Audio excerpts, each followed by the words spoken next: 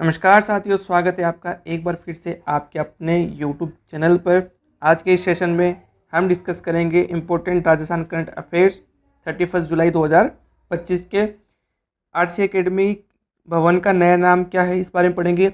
Mill and field नीति, CRP plus नीति के बारे में विस्तार से जानेंगे। और राजस्थान को सर्वश्रेष्ठ सांस्कृतिक गंतव्य पुरस्कार किस एजेंसी के द्वारा, किस संस्था के द्वारा दिया गया है, इसके बारे में पढ़ेंगे। इस पूरे सेशन की क्विज हमारे टेलीग्राम चैनल पर इस वीडियो के अपलोड होने के बाद आपको मिल जाएगी। टेलीग्राम चैनल का लिंक वीडियो की डिस्क्रिप्शन में है, आप ज्वाइन करके अटेम्प्ट कर सकते हैं और अपनी तैयारी को परख सकते हैं। ये हमारा आज का पूरी स्लाइड रहेगी, question, explanation and revision of previous facts. ठीक है, जो चीज़ें हम पहले पढ़ चुके हैं उनका रिवीजन हम इस स्लाइड में करते हैं। इसमें क्वेश्चन होता है एंड इसमें जो पूरी खबर होती है, जो भी इवेंट होता है, सरकार की स्कीम होती है, उसका हम एनालिसिस करते हैं और उसको विस्तार से जानते हैं। तो पहला क्वेश्चन, राजस्थान में स्वयं मान सिंह स्टेडियम, एसएमएस स्टेडियम, ठीक है, में स्थित आरसी एकेडमी भवन का नया नाम क्या रखा गया है। ठीक है, तो ये हमारे हॉकी के जादूगर मेजर ध्यानचंद भवन, इसका नया नाम रखा गया है आरसी एकेडमी भवन का। ठीक है, तो आरसीए और राजस्थान क्रिकेट एकेडमी और एसएमएस स्टेडियम के बीच एमओयू समाप्त हो गया है। ठीक है, अब स्टेडियम एमओयू समाप्त होने के बाद अब स्टेडियम जो खेल परिषद है यानी स्पोर्ट्स काउंसिल है उसके अधीन आ गया है। ठीक है, तो उन्होंने ही, राजस्थान खेल परिषद ने ही ये ऑर्डर जारी किया है कि जो एकेडमी है वो मेजर ध्यानचंद भवन के नाम से जानी जाएगी। ठीक है, ये जो डिसीजन है, निर्णय है, ये खेल मंत्री राज्यवर्धन सिंह राठौड़ उनकी स्वीकृति के बाद जारी हुआ है। ठीक है, भवन ये जो अकेडमी ये 4 मंजिला है, ईस्ट और नॉर्थ ब्लॉक के बीच में स्थित है और पूर्व में आरसीए अध्यक्ष ललित मोदी द्वारा इसका निर्माण किया गया है। ललित मोदी वही है जिसने आईपीएल का कंसेप्चुलाइज किया था और उसको इंडिया में इंट्रोड्यूस किया था। भवन में hotel, restaurant, gym, swimming pool और ऑफिस एरिया शामिल है। ठीक है, तो ये डिटेल एक्सप्लेनेशन इसका था। अब एक ये है कि झालावाड़ की जो घटना हुई उसके बाद में जिला स्तर पर और राज्य स्तर पर स्थायी समितियों की, राज्य एंड जिला स्तर पर स्थायी समितियों का गठन किया गया। जिले में तो इसको तो कलेक्टर जो है वो इस कमेटी का चेयरमैन होगा और इसमें होगा एसीएस, राज्य स्तर पर पीडब्ल्यूडी, अतिरिक्त चीफ सेक्रेटरी, नहीं एडिशनल चीफ सेक्रेटरी या अतिरिक्त मुख्य सचिव पीडब्ल्यूडी, वो उसको हेड करेगा। कल पढ़ा था व्हीकल लोकेशन ट्रैकिंग सिस्टम। ठीक है, जयपुर में डिप्टी सीएम प्रेमचंद पेरवा जी ने इसका शुभारंभ किया। इसके द्वारा जो बस, कैब, टैक्सी है उसको लोकेट किया जा सकता है, उसके रूट को, उसके स्टॉपेज को, हर एक चीज़ जानकारी कलेक्ट की जा सकती है, उसकी मॉनिटरिंग की जा सकती है।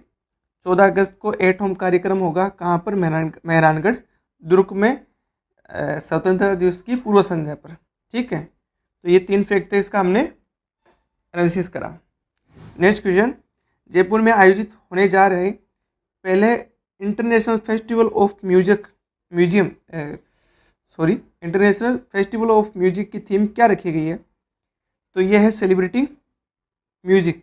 ठीक है, तो जयपुर में इंटरनेशनल फेस्टिवल ऑफ म्यूजिक हो रहा है, उसकी जो थीम है वो सेलिब्रेटिंग म्यूजिक है। ठीक है, अब ये एंथम और पोस्टर लॉन्च एक राजस्थान इंटरनेशनल सेंटर में समारोह हुआ, उसके द्वारा ये सब चीज़ें इनोग्रेट की गई। जो एंथम है वो राग देश पर आधारित है। 3 ग्रैमी पुरस्कार विजेताओं द्वारा तैयार किया गया। पंडित विश्व मोहन भट्ट, जिनको पद्म भूषण भी मिल चुका है, शंकर महादेवन और पंडित राकेश चौरसिया, इन 3 लोगों ने इसका एंथम लॉन्च करा है, बनाया है। तो इस जो ये होगा इंटरनेशनल फेस्टिवल ऑफ म्यूजिक, इसमें अमेरिका, जापान, दक्षिण कोरिया, रूस, चीन, ब्रिटेन, फ्रांस, मलेशिया, थाईलैंड और इंडोनेशिया भागीदार देश रहेंगे। ओके,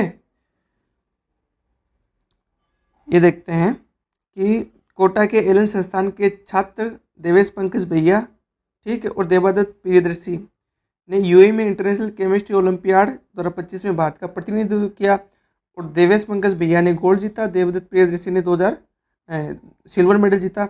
और इस बात का उल्लेख प्रधानमंत्री मोदी ने मन की बात में किया।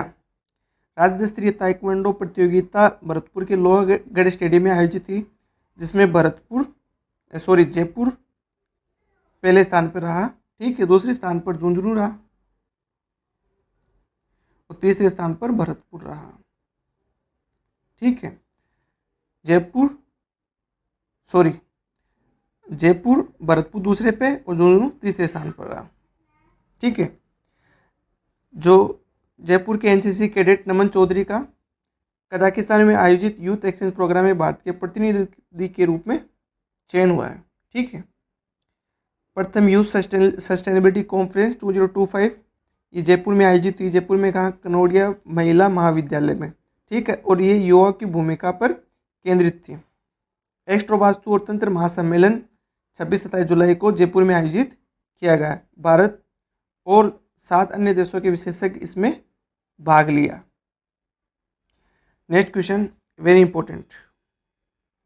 राजस्थान सरकार द्वारा नगरीय सड़कों की चौड़ाई बढ़ने से उत्पन्न समस्याओं के समाधान हेतु किस नई नीति को लागू किया गया? ठीक है, अब सवाल ये है, मैं बताता हूँ। जैसे ये कोई रास्ता है, ये जा रहा है। ठीक है, अब यहाँ पे सड़क बिछाई गई। ठीक है, अब क्या होता है ना कि 3-4 साल के बाद में इस पर गड्ढे हो गए, पोटोल हो गए। ठीक है, तो अब या तो होता है कि आप गड्ढों की मरम्मत कर दो, लेकिन कई बार क्या होता है, नई सड़क ही इस पर डाल देते हैं। तो मान लो एक बार और डाल दी सड़क।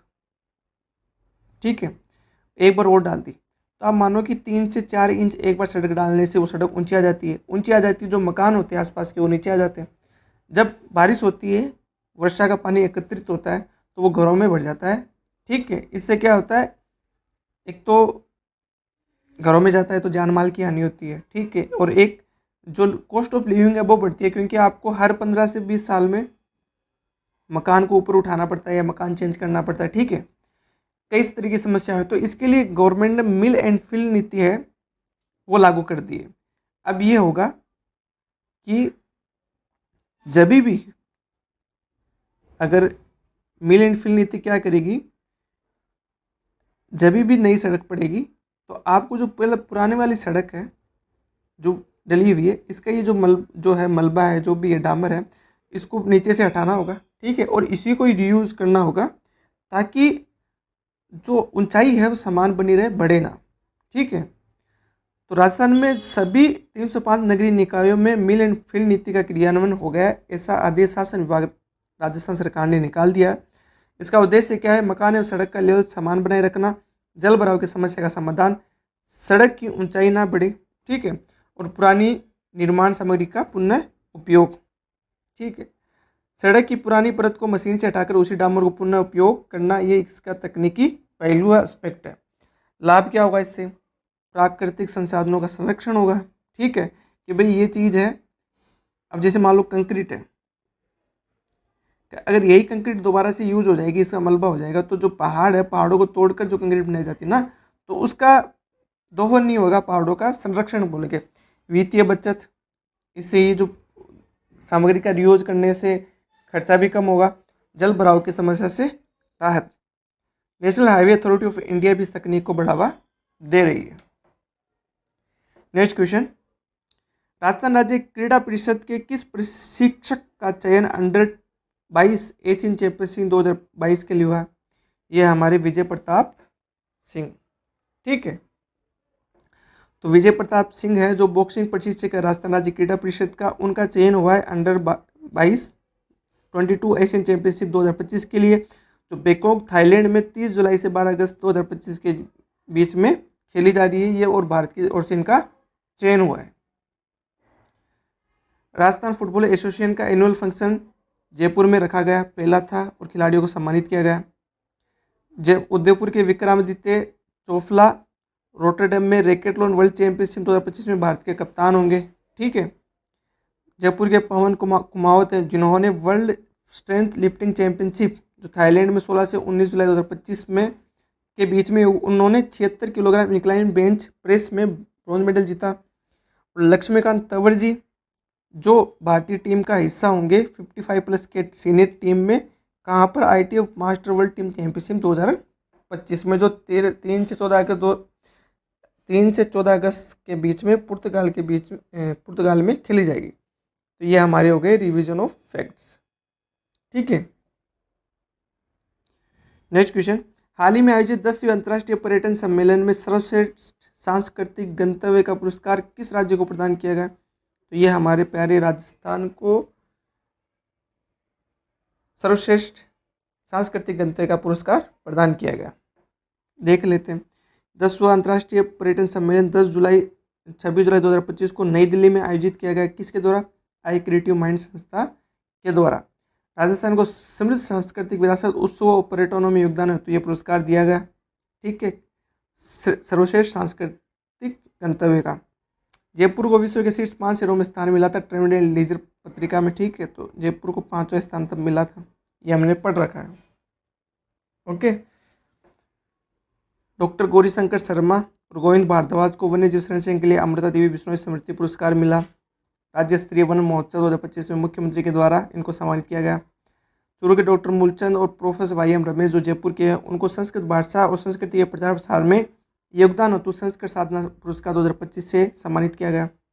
पारुल सिंह जो मिस ओशियन इंडिया 2025 की विजेता है और मिस ओशियन वर्ल्ड में भारत का प्रतिनिधित्व करेगी, जयपुर से बिलोंग करती है और ये प्रथम राजस्थानी है जो miss ocean India 2025 miss ocean India का खिताब जीता है।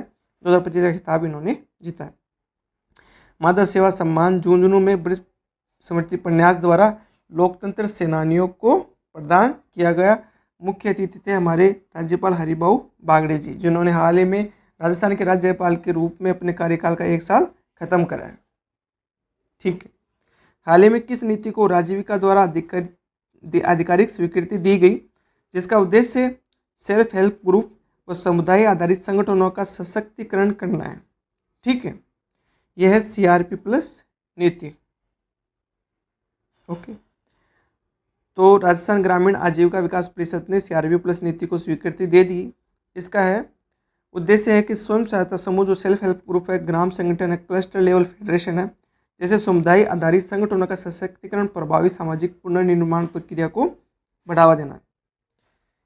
इसमें क्या होगा, विलेज सपोर्ट टीम को प्रतिस्थापित कर CRP+ नामक सामुदायिक संसाधन व्यक्ति प्रणाली लागू होगी। ठीक है, यानी विलेज सपोर्ट टीम को हटा के CRP+ नामक सामुदायिक संसाधन व्यक्ति प्रणाली लागू होगी। चयनित CRP+ को बेहतर प्रशिक्षण, संसाधन व मार्गदर्शन मिलेगा। सेल्फ हेल्प ग्रुप्स व कम्युनिटी बेस्ड ऑर्गेनाइज की कार्य क्षमता, पहुंच और गुणवत्ता में सुधार होगा। ओके, नीति का प्रभाव क्या होगा? ग्रामीण क्षेत्रों में सामाजिक व आर्थिक सशक्तिकरण को बढ़ावा मिलेगा। सशक्त महिला, सशक्त समृद्ध राजस्थान लक्ष्य की ओर हम और तेजी से अग्रसर होंगे। तो राजस्थान सरकार अनुसूचित जाति वर्ग के लोगों के लिए डॉक्टर अंबेडकर के पंचतीर्थों की निःशुल्क यात्रा मुहैया करवाएगी और 800 रुपये यूनिफॉर्म प्लस बैग DBT के माध्यम से जो 1 से 8 तक के सभी छात्र और छात्राएं और 9 से 12 की जो छात्राएं हैं उनको इस स्कीम का फ़ायदा मिलेगा। 800 रुपया यूनिफॉर्म प्लस बैग का DBT के माध्यम से यानी उनके खाते में जमा होगा। संपर्क अभियान का उद्देश्य किसके लिए पासपोर्ट सेवा को सुलभ बनाना है? यह है भारतीय सेना के कार्मिकों एवं उनके परिवारजनों के लिए। ठीक है, तो ये जयपुर छावनी क्षेत्र में ये मोबाइल पासपोर्ट सेवा वैन की शुरुआत की गई, जिसको संपर्क अभियान दिया गया। इसका उद्देश्य था भारतीय सेना के वर्तमान एवं सेवानिवृत्त कार्मिकों व उनके परिवारजनों को पासपोर्ट सेवाएं उपलब्ध कराना। किसके द्वारा? क्षेत्रीय पासपोर्ट कार्यालय द्वारा इसका आयोजन किया गया। दक्षिण पश्चिमी कमान मुख्यालय जिसका जयपुर है उसके द्वारा ये सहयोग किया गया। 28 जुलाई से 1 अगस्त 2025 तक ये अभियान चलेगा। मोबाइल पासपोर्ट सेवा वैन द्वारा ऑन साइट पासपोर्ट सेवा यानी छावनी एरिया में जो वैन होगी और वहाँ पर अप्रोच करके आप पासपोर्ट सेवा संबंधित सेवाएं ले सकते हैं। विदेश मंत्रालय द्वारा पासपोर्ट सेवा परियोजना के तहत यह अभियान शुरू किया गया। ओके, आज का last question and very important. Phalodi की बाप तहसील में उद्घाटित 435 मेगावाट की गोरबिया सौर ऊर्जा परियोजना किस कंपनी द्वारा विकसित की गई है? ठीक है, तो एक तो फलोदी की बाप तहसील, उसमें सोलर परियोजना किसकी? 435 मेगावाट की। कहाँ पर? गोरबिया। यह है जेलेस्ट्रा इंडिया। ठीक है, तो गोरबिया सौर ऊर्जा परियोजना का उद्घाटन बाप तहसील फलोदी जिला राजस्थान में हुआ। 435 मेगावाट इसकी क्षमता है। ठीक है, जेलेस्ट्रा इंडिया ने इसको बनाया है और श्री प्रहलाद जोशी जो केंद्रीय नवीकरणीय ऊर्जा मंत्री, उन्होंने इसका उद्घाटन किया। स्वच्छ ऊर्जा उत्पादन और आत्मनिर्भर भारत की दिशा में अग्रसर होना इसका उद्देश्य है। परियोजना 1250 एकड़ में फैली है। 25 वर्षीय विद्युत क्रय समझौता भारतीय सौर ऊर्जा निगम के साथ हो चुका है। सालाना 755 GWH बिजली उत्पादन होगी और 7.05 लाख टन कार्बन उत्सर्जन में कटौती होगी। ठीक है, इसमें टॉपकॉन बायोफोसिल मॉड्यूल का उपयोग किया गया और 1300 से ज़्यादा रोबोटिक सफाई इकाइयाँ इंस्टॉल्ड है। राष्ट्रीय उपलब्धि, भारत ने 2023 से पहले ही 50% गैर जीवाश्म ईंधन क्षमता का लक्ष्य प्राप्त कर लिया। देखो, हमने NDC जो नेशनली जो कमिटेड हमारे जो NDC थे, ठीक है, नेशनली डिटरमाइंड कंट्रीब्यूशन, ठीक है, इसके तहत हमने कुछ लक्ष्य रखे थे। उसमें से ये एक था कि 2030 से तक हम 50% जो हमारा ईंधन है वो नॉन फॉसिल फ्यूल से प्रोसेस करेंगे, प्राप्त करेंगे। ठीक, तो ये लक्ष्य हमने समय से पहले प्राप्त कर लिया। तो ये थे दोस्तों हमारे आज के important current affairs. Telegram quiz आप ज़रूर अटेम्प्ट करें, लिंक मैं आपको इस वीडियो के डिस्क्रिप्शन में दे रहा हूँ। ठीक है, और बताएं कि हम कैसे और सुधार कर सकते हैं, कैसे और चीज़ों को बेहतर कर सकते हैं। ठीक है, कल मिलते हैं कल एक ब्यूटीफुल सेशन के साथ। तब तक के लिए bye bye and take care. अपना ख्याल रखें और